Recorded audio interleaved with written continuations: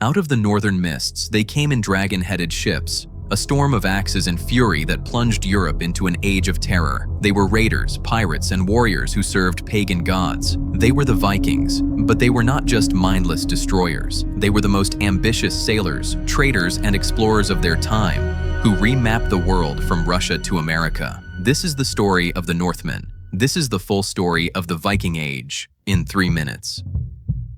Our story begins in 793 AD with a lightning raid on the holy monastery of Lindisfarne in England. The attack was so brutal it sent a shockwave of fear across Christendom.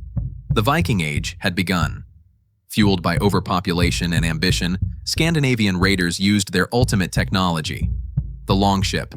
A masterpiece of naval engineering, it was fast, durable, and had a shallow draft, allowing it to strike anywhere, from coastal cities to deep inland rivers. For a century, their strategy was hit-and-run terror, sacking the wealthy, undefended monasteries and towns of England, Ireland, and France. But the Vikings were not just destroyers. As they traveled, they became master traders. They founded cities like Dublin in Ireland and followed the rivers of Russia deep into the east, where they became known as the Rus.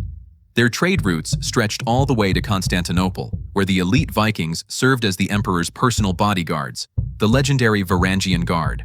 They were also the greatest explorers of their age. They colonized the uninhabited islands of Iceland and Greenland, and around the year 1000, 5 centuries before Columbus, the Viking explorer Leif Erikson landed in North America, becoming the first European to set foot on the New World.